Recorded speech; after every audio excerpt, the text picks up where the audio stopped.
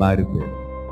అంత గొప్ప మనిషి, అంత గొప్ప జ్ఞాని, అంత గొప్ప మేధావి, ఎవరికీ లేనటువంటి ధన్యత పొందుకున్నటువంటి ఆదాము, దేవుని స్వహస్తాలతో కలుగు చేయబడినటువంటి ఆదాము ఈరోజు 100 మందితో పేరు ఎందుకు పెట్టించుకుంటున్నాడు తెలుసా? ఈ రోజున అంత దిగజారుడు బ్రతుకు వెళ్ళిపోవడానికి కారణం ఏంటో తెలుసా? ఏ చేతులైతే కలుగు చేసాయో అదే చేతులు మెడ పెట్టుకుని బయటికి గెంటేయడానికి కారణం ఏంటో తెలుసా? ఆదాము చేసింది కాదు.